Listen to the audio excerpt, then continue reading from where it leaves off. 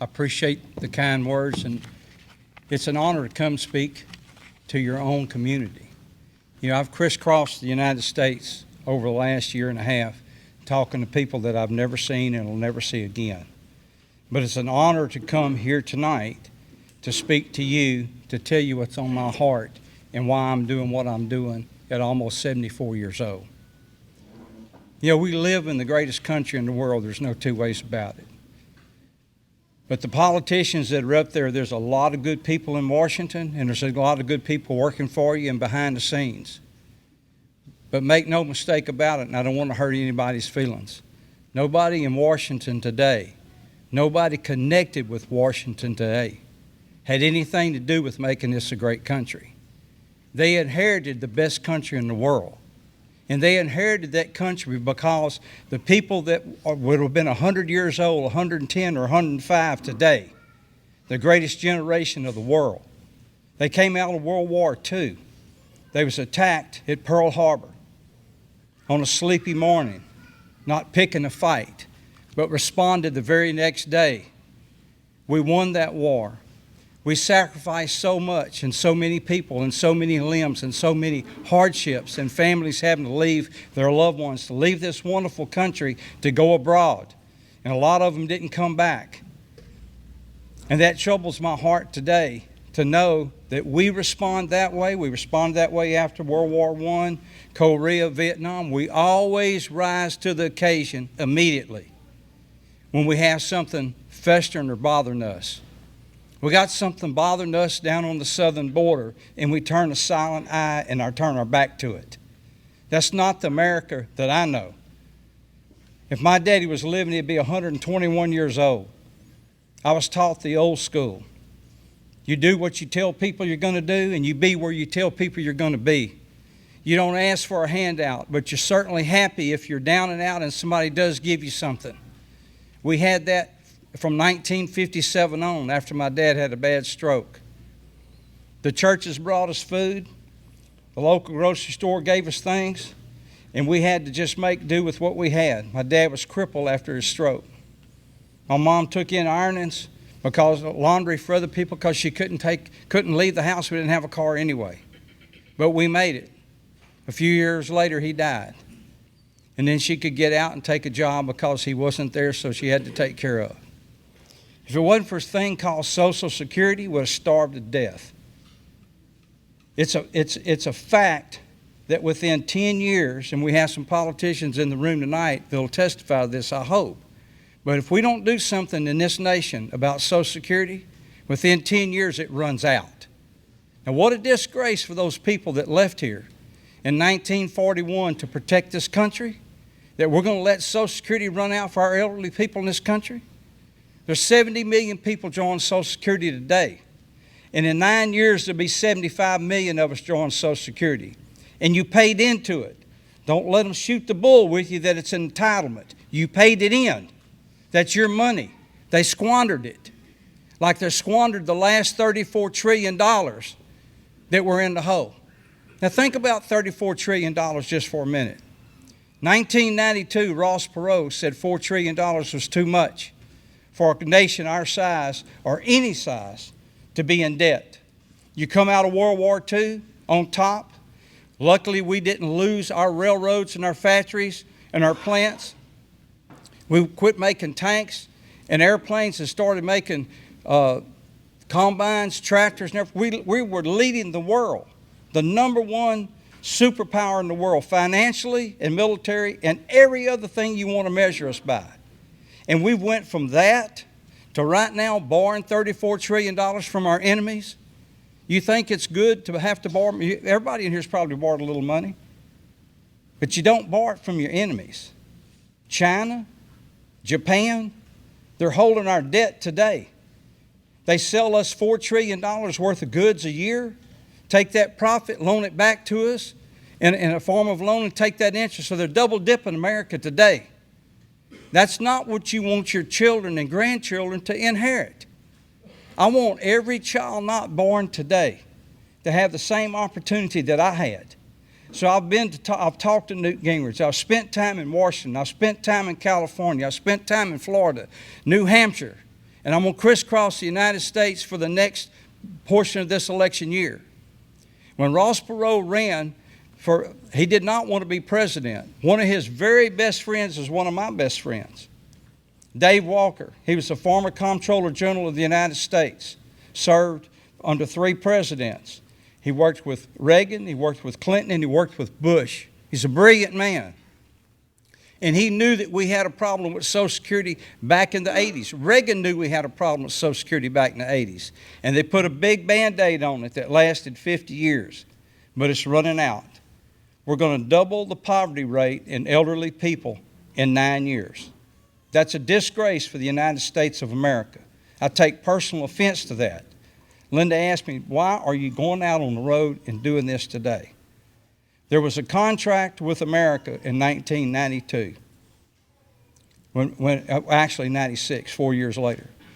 And Newt Gingrich and the Republicans got together and made a contract with America. If they got elected, they were going to get some things to Congress to get it voted on.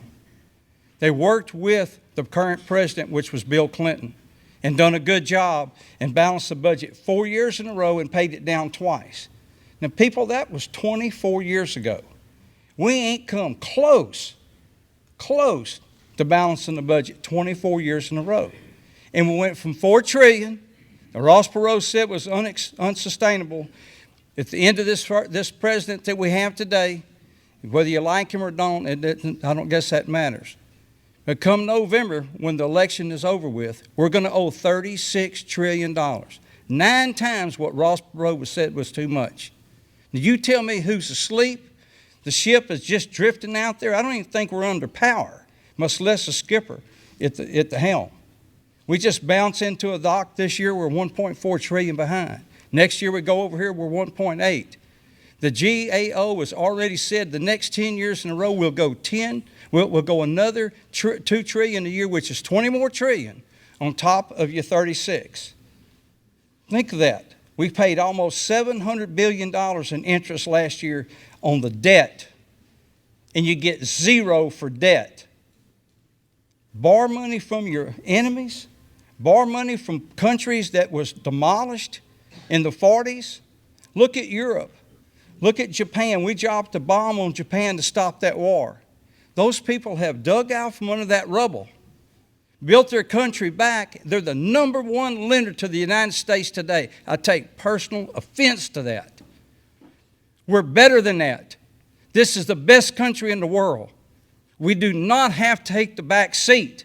You don't have to stand in line, but what you have to do is stand up. You cannot take this crap anymore. Now, what we've done, me and some real smart guys, not me, but some real smart guys, we have a new contract. It's a contract from the American people. And we're crisscrossing the United States, and we're promoting this. And we've got 10 things on this for the agenda. And we're going to go to, once it narrows up to the last 2 or possibly 3, wherever it's going to be if we have an independent. And we're going to bring millions of votes to them. If you read this contract and you like it, and we've had thousands of people, tens of thousands of people over the United States that like it, that say, hey, we've got off our you-know-what, and we're going to do something about it now. Here's a contract. I don't want somebody to promise me they're going to do something if I vote for them. I want them to commit to what it was when Newt Gingrich and them did it with America before. We've got to get somebody to commit to know that this is a real problem, and we cannot push this on to our children and grandchildren. It is so sad that we have all the problems we got in this country. And God knows we got a bunch, from the border to crime to fentanyl to all there is. But if we don't take care of our bills, if we don't pay our bills, the rest of us going to consume us anyway.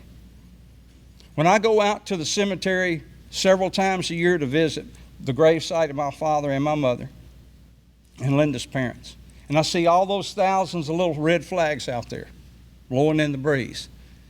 All those people didn't die in the war. All those people didn't lose a limb in the war. But every one of them were willing to lose everything for you to have a chance at what we inherited. Don't squander it. Don't let your politicians squander it. You have got to blow up their internet. You have got to talk all you can. You've got to put the politicians on I won't even say it that way. But you got to get after them. And we're going to do it. I've got some good people. I've been meeting with Joe Manchin. Some of you may know, I've heard that man. He's looking at maybe running as a third party on the no label side. Now, do I say that's a good thing or is it a bad thing? I can say that we have had failure 24 years in a row. And if you look back, you had 8 years with George Bush. You had 8 years with Barack Obama. 4 years with a man named Trump. And 4 years with a guy out there named Joe. And I can tell you, they have failed 24 years in a row. There's no excuse from going from balancing your budget 4 times in a row, paying it down twice, to going from $4 trillion to 36 and staring another $20 trillion in the face. There's no way we can do this as a nation. We cannot pay that much interest. Only thing they're going to have to do is come back and cut some of our programs out. They can tell you they're not. They're full of crap when they tell you that, and they're lying to you on top of that. They're going to have to do that, or they're going to have to raise the taxes on the few people that's left working. We've got almost 100 million people in this country today that are the right working age that are not working. Now, we all know the reasons why. Some of them are sick. Some of them are taking care of sick people. Some of them are sitting around because the government told them that's a good thing to do. You know, when you get a bunch of people grown on a bunch of programs, entitlements, you can't shut it off. Like an alcoholic, you can't shut his whiskey off. You got to wean him off of it. We've got to wean ourselves as a society back to where we want to work. We want to be proud. We want to come home tired. We want to walk out of our house when we get through eating with our family and walk down the road and speak to our neighbors and everything, not be scared that we're going to be shot at. We can take this country back because it ain't gone yet. But I can tell you what, there's getting some steam behind it, leaving it like it was. We're not even 250 years old yet. Think of that. The #1 country in the world, a superpower. And we're borrowing money from the people that we destroyed. Look at Europe, it was nothing left. Japan was nothing left. They dug out from under that and loaning us money. I'd be a little bit embarrassed. If I have to borrow money from my grandkids, bury me, I'm done. If I waste what the good Lord's let me make in my life, how stupid would that be? And I know it's my duty and Linda's duty to help people, and we're going to help somebody every day. And like I said, when she said, when you go out on the road, everybody's not going to like Joe from Texas, I said, that's okay, if I can just get some of them to listen to me. You know, there was a good movie, Open Range. I think probably some of y'all seen it. And there was a famous line in there that I always liked. And it said that there's worse things that'll gnaw on a man than dying. I don't want to sit around the house and not do anything to try to help this wonderful country. I don't want your vote. I don't want your money. But if I can get enough people, several million people, to say this is what we want the candidates to embrace, this is what we want them to say, okay, if you elect us, because I can tell you $25 million won't help Donald Trump, $25 million won't help Joe Biden, 25 million votes will put that person in office. And that's what I'm going for. I'm going for enough votes to sway this election. I want to sway the outcome of the 24 election in a positive way for you and all of the other 340 million Americans. And that's my goal. God bless you, and God bless the United States of America.